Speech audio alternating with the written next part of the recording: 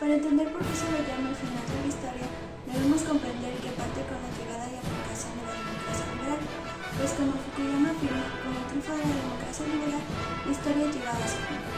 La forma actual de organización social y política es completamente satisfactoria para los seres humanos en sus características más esenciales. Pero para que esto se acentúe en nuestro mundo actual tuvieron que pasar eventos importantes que abrieron al ser humano al poderío intelectual, económico y político. Con ello nace el liberalismo, que generó bienestar económico, estabilidad política, creciente filosofía y nutrida cultura. Sin embargo, como tesis siempre tendrá su antitesis, y el surgimiento del liberalismo generó también el progreso del socialismo, como respuesta a las desigualdades del nuevo sistema liberal. Implica el socialismo un modelo que veía la libertad de la comunidad superior a la libertad individual que planteaba el liberalismo, relegando al individuo al estado de masa. Esto significó el inicio de una lucha por la hegemonía política y económica del mundo, revoluciones, guerras bélicas y no bélicas, y las dictaduras que ejercieron son los que sucedieron al ver el fin de la historia, que no refiere más al triunfo del liberalismo, aunque con una victoria miserable sobre el inexacto socialismo en Latinoamérica. La historia cambia.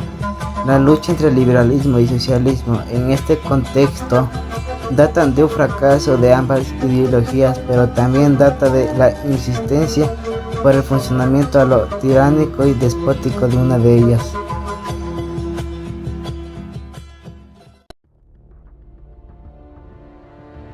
Presentaremos una genealogía hecha a partir del artículo del famoso escritor Enrique Benalcázar, El final de la historia en América Latina, una visión desde Francis Fukuyama, hecha por las estudiantes de Ciencias Políticas Romina Vega y Camila Bastidas. La disputa entre el liberalismo y el socialismo data desde hace muchos años, así que les daremos un análisis de puntos claves sobre esta disputa. La ilustración ahora el individuo al uso de la razón y la lógica mediante el conocimiento que través del antropocentrismo, el conocimiento. La libertad al hombre, motivo necesario. El Fukuyama lo define como lucha por el conocimiento. Su influencia en la teoría del desarrollo de la revolución francesa que buscaba inventar un nuevo estado que abriera camino a un nuevo consenso para el ser humano, la conciencia liberal. Es la incipiente de muchas revoluciones europeas liberales. Con el nacimiento de Estados Unidos empezó el despliegue de la democracia liberal. Aquí se instauró sistemas republicanos presidenciales apoyados en una constitución que siguió los poderes estatales del Montesquieu. Los postulados de Locke sobre los derechos individuales por sobre los colectivos y el cambio de la justicia de la igualitaria a la equitativa.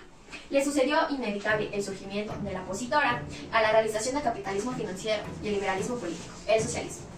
La culminación de la Primera Guerra Mundial dio al paso al nacimiento de la URSS y con ella la instauración de políticas económicas de corte socialista. La instauración de este régimen socialista hizo temer al bloque liberalismo que esperaba que los ideales de reivindicación obrera no se propongan además de las naciones europeas para convertirlas en los socialistas. Para la Segunda Guerra Mundial, en este intermedio surgió de las luchas entre el socialismo y el liberalismo, que marcaron el siglo XX. El surgimiento de los líderes fascistas, la asunción al poder de Adolf Hitler y sus ideales nacionalistas le daban otro golpe al liberalismo, haciendo que el bloque socialista tenga la victoria nuevamente. Los ideales de libertad, fraternidad e igualdad fueron escaseando en los seguidores del bloque liberal. Continuando con esta lucha entre liberalismo y socialismo, la Guerra Fría entre los representantes de los poderosos de ambas ideologías, Estados Unidos y Rusia, quienes intentaban potenciar su sistema político, económico, tolerándolo a través de naciones dependientes.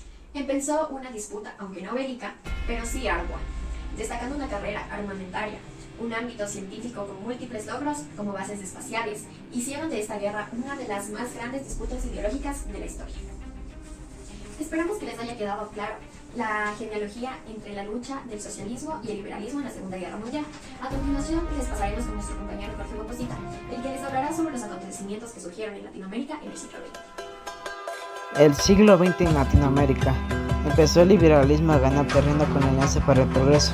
Tras su fracaso permitió el paso de ideales de corte socialista a Latinoamérica, con la tiranía del Plan Cóndor y la implantación de políticas neoliberales sumado a la presión que vivía el pueblo.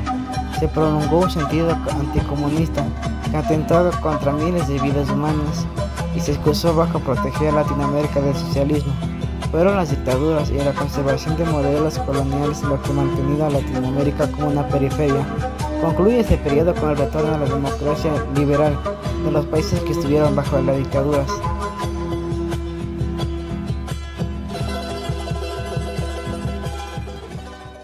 El fin de la historia ha llegado y ha venido consigo la democracia liberal.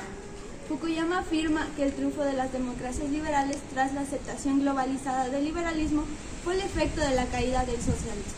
Estamos de acuerdo con Fukuyama al decir que la lucha ideológica ha acabado, pues las ideologías ya no son necesarias, han sido reemplazadas por la economía. El triunfo del liberalismo, así como del capitalismo, modernizó todas las formas existentes de vida.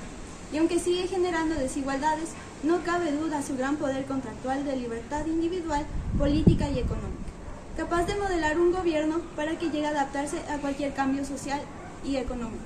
No hay sistemas socialistas actuales que funcionen, y un claro ejemplo es Cuba, que sin una democracia liberal ha sobrevivido por la sangre, sudor y lágrimas de sus ciudadanos y los terribles acontecimientos sociales y políticos que vive la isla a día de hoy.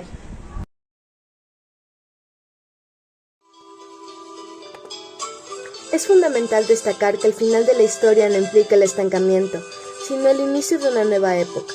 Aunque el liberalismo político y económico pueda parecer la corriente dominante en la actualidad, esto no significa que debamos aceptarlo de manera pasiva.